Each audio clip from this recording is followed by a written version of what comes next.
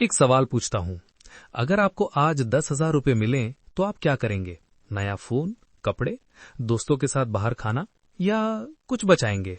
अगर आपका जवाब पहले तीन में से कोई एक था तो ये वीडियो आपके लिए ही बनी है, क्योंकि आज हम बात करेंगे उस एक गलती की जो लगभग हर इंसान अपनी 20s में करता है और जिसकी कीमत वो 40s और 50s में चुकाता है। 20 से 29 साल की उम्र, ये वो दौर होता है जब पहली बार हाथ में पैसे आते हैं, पहली नौकरी, पहली सैलरी, पहली आजादी।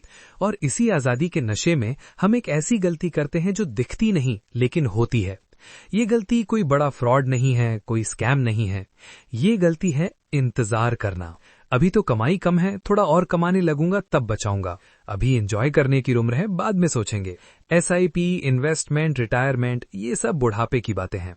ये तीन जुमले, ये तीन झूठ लाखों लोगों की जिंदगी बदल देते हैं, बुरे तरीके से। 1994 में एक आदमी था, वॉरेन बफेट। नहीं, ये उनकी सक्सेस स्टोरी नहीं है, ये उनकी एक बात है जो उन्होंने एक बार कही थी।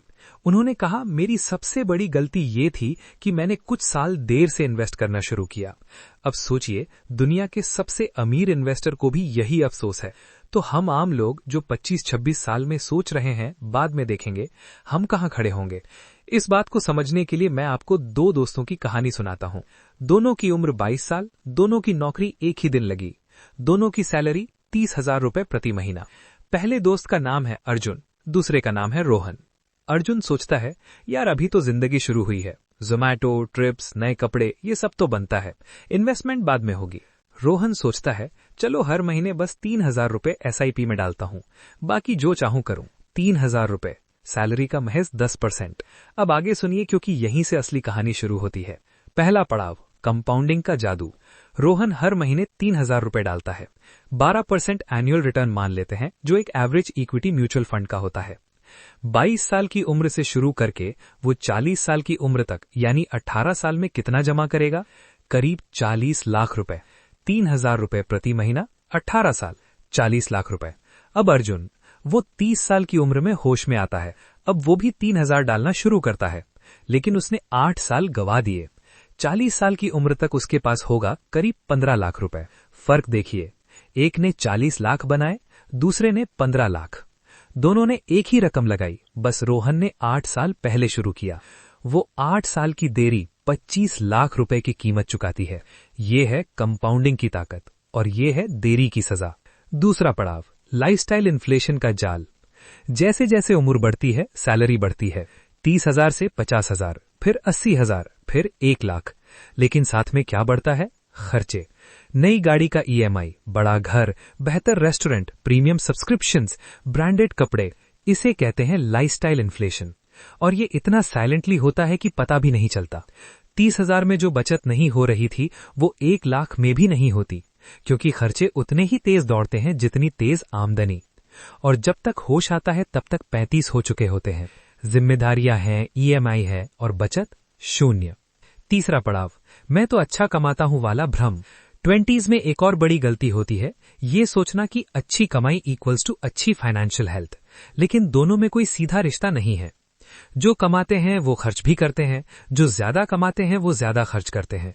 असली सवाल ये नहीं कि आप कितना कमाते हैं, असली सवाल ये है आप कितना बचाते और बढ़ाते हैं। आइए जमीन पर आते हैं। मान लीजिए आपकी उम्र 24 साल है, सैलरी 40,000।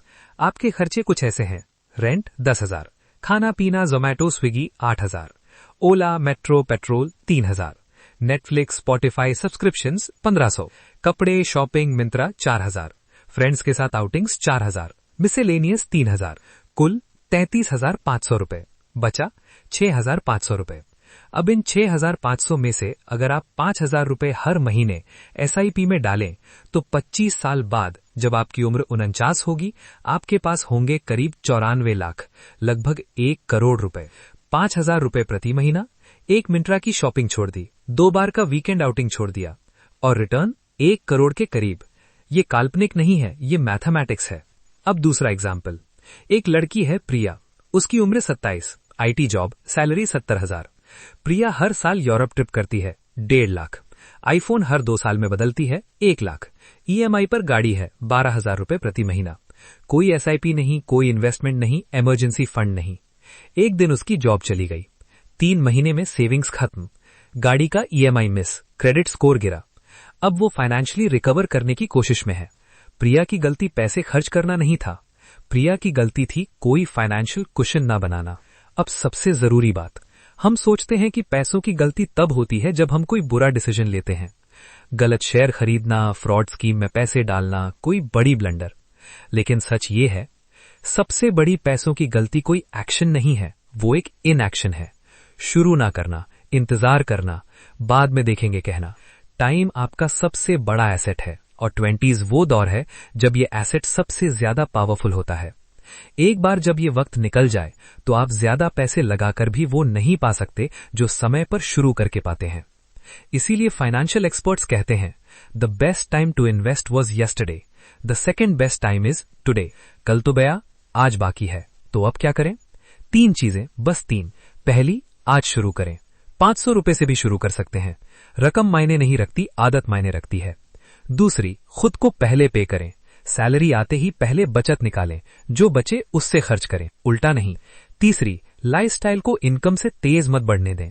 सैलरी बढ़े तो बचत का परसेंट भी बढ़े, सिर्फ खर्चा नहीं। बस इतना, कोई जादू नहीं, कोई शॉर्टकट नहीं, कोई गेट रिच क्विक स्कीम नहीं। सिर्फ एक सच, पैसा उनके लिए काम करता है जो उसे टाइम देते हैं। और 20s वो वक्त है जब टाइम सबसे सस्ता और सबसे कीमती दोनों होता है। अब फैसला आपका है।